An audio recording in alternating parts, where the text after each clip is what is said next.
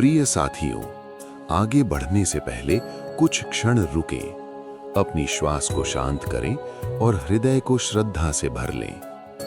हे दयामय प्रभु, जो भी इस पावन वाणी को सुन रहा है, उस पर अपनी कृपा बनाए रखें। उसके जीवन से डर, दुख और अंधकार को दूर करें। यदि आपके मन में भक्ति का प्रकाश जग रहा है, तो कमेंट में जय श्री राधे कृष्ण लिखकर अपनी भावना अर्पित करें। आपकी निष्कलंक आस्था इस साधना को और भी पवित्र बना देगी। अब आइए विश्वास, प्रेम और समर्पण के साथ इस आध्यात्मिक पथ पर कदम रखें, जहां दिव्य ज्ञान हमारी आत्मा को दिशा देगा। श्री कृष्ण कहते हैं, आसक्ति का अर्थ है किसी व्यक्ति, वस्तु, स्थिति या विचार से इतना जुड़ जाना कि उसके बिना अपने अस्तित्व को अधूरा समझना। जब हम कहते हैं ये मेरा है, वहीं से आसक्ति शुरू हो जाती है। ये मेरा शब्द ही दुख की जड़ बनता है, क्योंकि संसार में कुछ भी स्थायी नहीं है, न वस्तुएं, न संबंध, न परिस्थितियां और न ही शरीर। फिर भी मन स्थायित्व चाहता है। यही विरोध दुख पैदा करता है। जब मन किसी चीज को पकड़ लेता है तो डर भी पैदा होता है, खो देने का डर। जहां डर है वहां शांति नहीं हो सकती। उदाहरण के लिए, जिसे धन से आसक्ति है वो हमेशा चिंता में रहेगा, कहीं कम ना हो जाए। जिसे संबंधों से आसक्ति है वो हमेशा भय में रहेगा, कहीं कोई छोड़ न दे। आसक्ति हमें वर्तमान से दूर कर देती है। हम या तो अतीत को पकड़ते हैं या भविष्य को। वर्तमान का आनंद लेना भूल जाते हैं। हम प्रेम और आसक्ति में अंतर नहीं समझते। प्रेम स्वतंत्र करता है, आसक्ति बांधती है। प्रेम में करुणा होती है, आसक्ति में स्वार्थ छिपा होता है। जब मन कहता है ये हमेशा मेरे पास रहे, तभी दुख का बीज बोया जाता है, क्योंकि परिवर्तन जीवन का नियम है। जो बदलेगा नहीं वो जीवन नहीं। फिर भी हम बदलाव से लड़ते हैं। यही संघर्ष ही दुख है। आसक्ति का मतलब है वास्तविकता को स्वीकार न करना। हम चाहते हैं कि चीजें हमारे हिसाब से चलें, लेकिन संसार किसी की इच्छा से नहीं चलता। जब वास्तविकता हमारी उम्मीदों से अलग होती है, तब दुख होता है। इसलिए दुख का कारण बाहरी दुनिया नहीं, हमारी आसक्ति है। अगर पकड़ ढीली हो जाए तो मन हल्का हो जाता है। आसक्ति अचानक नहीं बनती, ये धीरे धीरे मन की आदत बन जाती है। बचपन से हमें सिखाया जाता है, ये तुम्हारा है, ये तुम्हारी चीज है, ये तुम्हारा परिवार है। मेरा शब्द पहचान का हिस्सा बन जाता है। फिर मन सुरक्षा खोजता है। उसे लगता है कि वस्तुएं और लोग उसे सुरक्षित रखेंगे, लेकिन सच्ची सुरक्षा अंदर से आती है, बाहर से नहीं। हम सुख के अनुभवों से चिपक जाते हैं। जो चीज हमें अच्छा महसूस कराती है, हम उसे बार बार चाहते हैं। यही चाह धीरे धीरे आसक्ति बन जाती है। फिर अगर वो चीज न मिले तो बेचैनी होती है। तुलना भी आसक्ति बढ़ाती है। जब हम दूसरों को देखते हैं और सोचते हैं कि उनके पास क्या है, तो लालसा बढ़ती है। लालसा आसक्ति का बीज है। मन कल्पनाएं करता है, अगर ये मिल जाए तो मैं खुश हो जाऊंगा। लेकिन मिल जाने के बाद भी मन शांत नहीं रहता, वो नई चाह ढूंढ लेता है। इस तरह आसक्ति का चक्र चलता रहता है। असल में मन हालीपन से डरता है, इसलिए वो किसी न किसी चीज से जुड़ना चाहता है, लेकिन ये जुड़ाव ही दुख का कारण बन जाता है। आसक्ति मन की वो गांठ है जो धीरे धीरे हमारी स्वतंत्रता को बांध लेती है। जब हम किसी व्यक्ति, वस्तु, पद, प्रतिष्ठा या परिणाम से अत्यधिक जुड़ जाते हैं, तो हमारी शांति उसी के साथ बंध जाती है। फिर हमारा मन बाहर की परिस्थितियों के अनुसार ऊपर नीचे होने लगता है। यदि मनचाही चीज मिली तो खुशी, नहीं मिली तो दुख। मिली हुई खोने का डर अलग। यही डर भीतर एक सूक्ष्म तनाव पैदा करता है, जो कभी पूरी तरह खत्म नहीं होता। आसक्ति का मूल कारण ये भ्रम है कि ये चीज या व्यक्ति मेरे सुख का स्रोत है, जबकि सच ये है कि सुख का स्रोत हमारा अपना मन है। आसक्ति हमें वर्तमान से दूर ले जाती है, क्योंकि मन या तो पाने की दौड़ में रहता है या खोने के भय में। दोनों ही स्थितियों में जीवन का सौंदर्य छूट जाता है। रिश्तों में जब आसक्ति बढ़ती है तो प्रेम की जगह अधिकार आ जाता है। हम सामने वाले को वैसे स्वीकार नहीं कर पाते जैसे वो है, बल्कि उसे अपनी अपेक्षाओं के अनुसार ढालना चाहते हैं। यहीं से संघर्ष शुरू होता है। अपेक्षाएं टूटती हैं, मन आहत होता है और हम उसी चक्र में घूमते रहते हैं। आशा, निराशा, दुख। आसक्ति निर्णय शक्ति को भी प्रभावित करती है।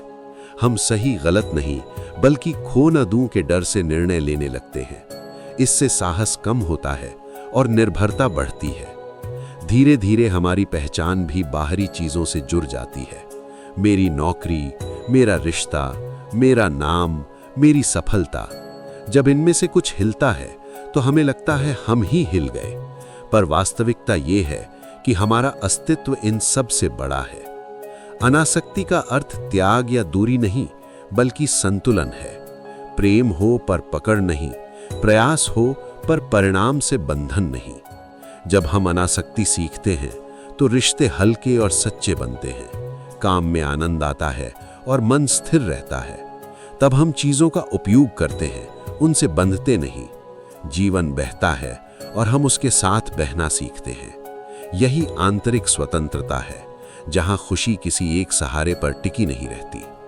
जब मन ये समझ लेता है कि सब कुछ परिवर्तनशील है, तब पकड़ ढीली होने लगती है। और जैसे जैसे पकड़ ढीली होती है, वैसे वैसे शांति गहरी होती जाती है। अंततः अनासक्ति हमें जीवन से दूर नहीं ले जाती, बल्कि जीवन को और गहराई से जीना सिखाती है। बिना डर, बिना बोझ और बिना उस निरंतर चिंता के कि अगर ये चला गया तो। जब ये प्रश्न मिट जाता है, तभी सच्ची स्वतंत्रता जन्म लेती है। मुक्ति की यात्रा बाहर से नहीं, भीतर से शुरू होती है। इसका पहला और सबसे महत्वपूर्ण कदम है जागरूकता। जब तक व्यक्ति को ये एहसास ही नहीं होता कि वो आसक्ति में बंधा हुआ है, तब तक वो उससे मुक्त होने की कोशिश भी नहीं करता। जागरूकता का अर्थ है अपने मन को ईमानदारी से देखना, ये समझना कि किस व्यक्ति, वस्तु, आदत या अपेक्षा से हम जरूरत से ज्यादा जुड़े हुए हैं। अक्सर हम अपनी आसक्ति को प्रेम, जिम्मेदारी या आदत का नाम दे देते हैं, लेकिन भीतर कहीं ना कहीं डर छिपा होता है। खो देने का डर, बदल जाने का डर। जब हम शांत होकर खुद से पूछते हैं, क्या मेरी शांति किसी बाहरी चीज पर निर्भर है, तब कई सच्चाइयां सामने आती हैं। यही देखना जागरूकता है और यही मुक्ति का द्वार खोलता है। दूसरा कदम है स्वीकार करना कि इस संसार में सब कुछ परिवर्तनशील है। हर रिश्ता, हर स्थिति, हर भावना और हर वस्तु समय के साथ बदलती है। ये सुनने में कठोर लग सकता है, पर वास्तव में यही जीवन की सुंदरता है। यदि बदलाव न हो तो विकास भी न हो। दुख तब पैदा होता है जब हम बदलाव का विरोध करते हैं। हम चाहते हैं कि जो आज है वो हमेशा वैसा ही रहे, लेकिन प्रकृति का नियम अलग है। जब हम इस सत्य को दिल से स्वीकार कर लेते हैं कि परिवर्तन प्राकृतिक है, तब भीतर का संघर्ष कम होने लगता है। हम जीवन के साथ बहना सीखते हैं, उसके खिलाफ तैरना नहीं। तीसरा कदम है कृतज्ञता।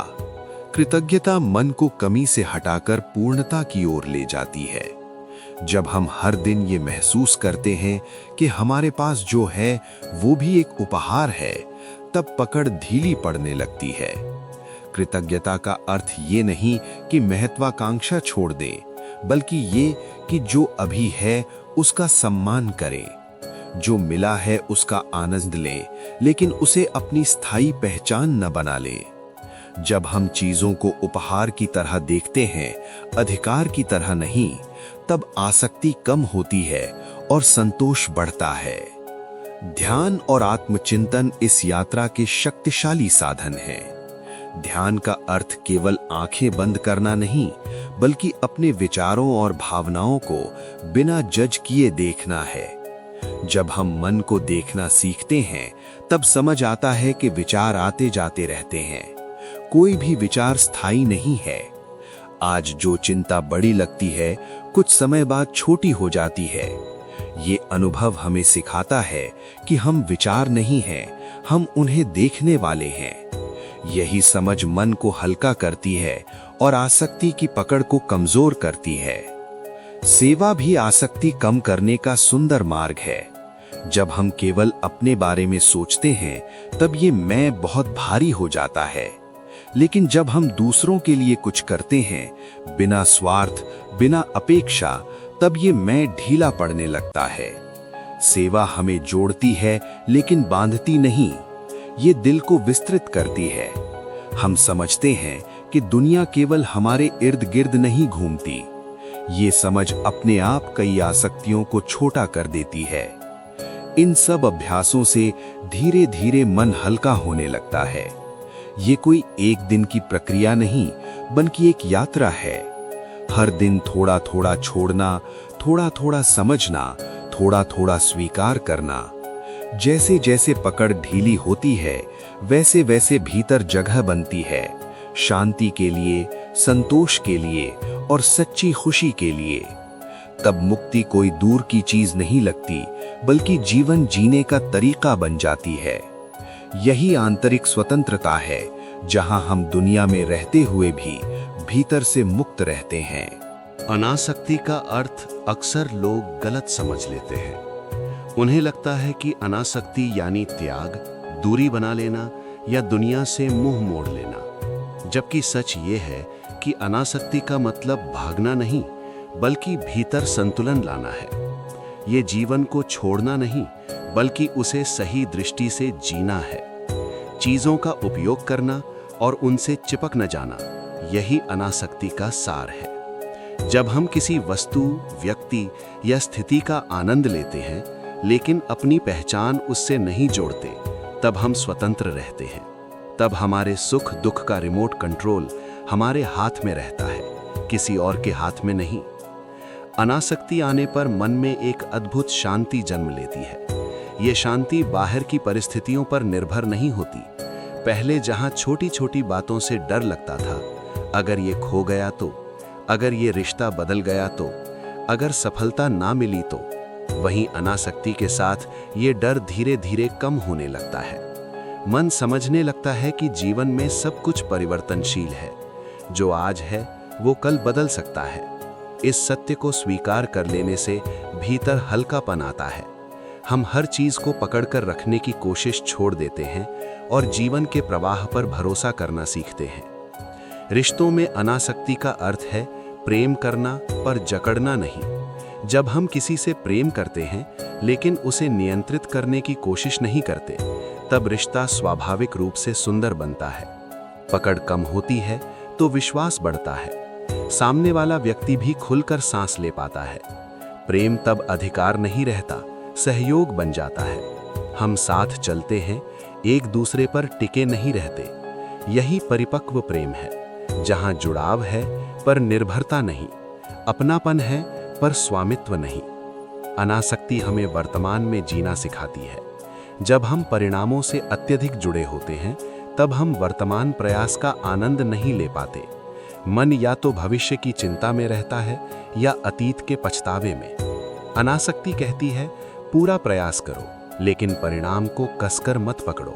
तब काम बोझ नहीं लगता, साधना बन जाता है।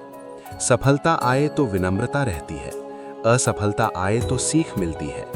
दोनों ही स्थितियां हमें तोड़ती नहीं, बल्कि मजबूत बनाती हैं। धीरे धीरे जीवन एक खेल जैसा लगने लगता है। खेल में हम पूरी लगन से खेलते हैं, पर हर चाल पर टूट नहीं जाते। जीत मिले तो खुशी, हार मिले तो अनुभव।